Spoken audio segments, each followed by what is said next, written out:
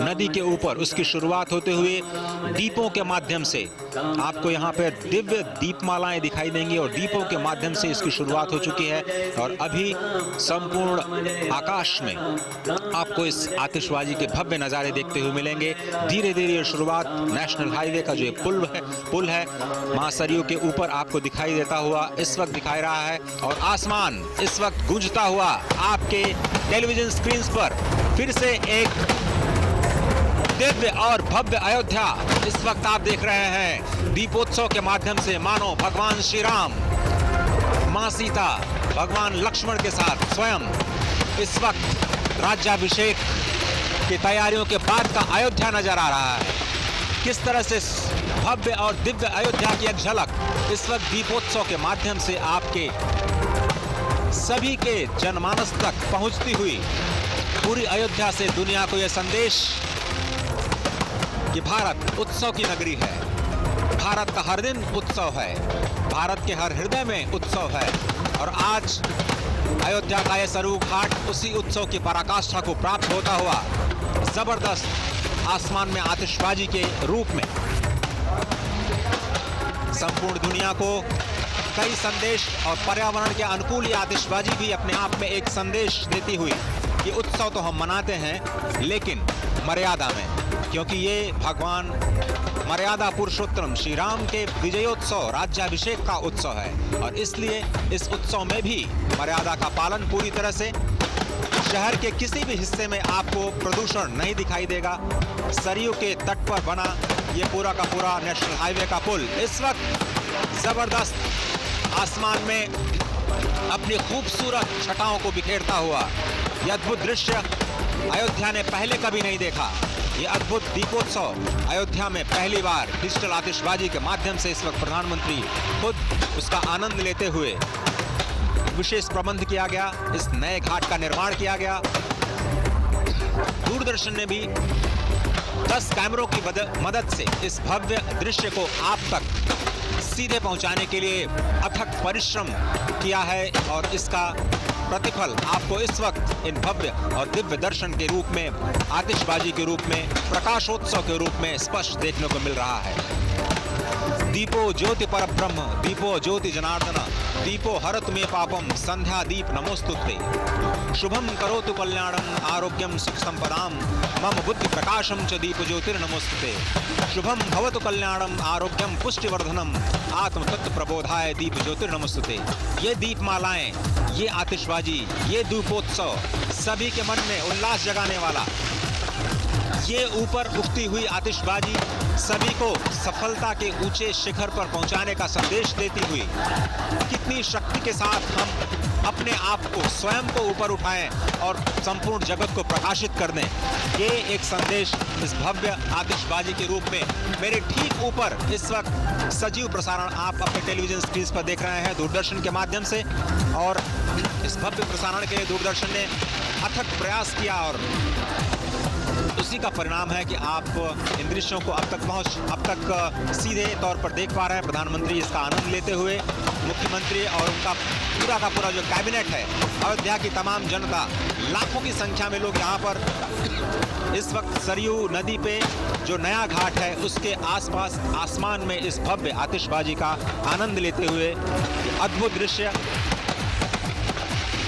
सभी के मन में वही उल्लास भगवान श्री राम के राज्याभिषेक का, वही उल्लास भगवान श्री राम के अपने नगर आने का, क्योंकि भगवान श्री राम अयोध्या के युवराज हैं। वो अयोध्या जो अविजित रही, वो अयोध्या जो कभी पराजित नहीं हुई, वो अवध जिसमें कभी किसी निरपराध का वध नहीं होता, वही अयोध्या, श्री राम की अयोध्या, वही श्री राम जिनके नाम का प्रत्येक अक्षर पापों का नाश करता है, प्रकाशमालाएं पापों के नाश करती हैं। आप जिस तरह से कहा जाता है भगवान श्री राम के तीनों ही अक्षर र, आ और माँ, इन तीनों ही उकार में एक बहुत ही जबरदस्त शक्ति है। और रकार कहा जाता है अग्नि का प्रतीक है, आकार कहा जाता है सूर्य का प्रतीक और मकार चंद्रमा का प्रतीक। ये तीनों ही प्रकाश पुंज के प्रतीक, ऊर्जा के प्रतीक स्पष्ट तौर पर इस वक्त आसमान में आपको दिव्य दृश्य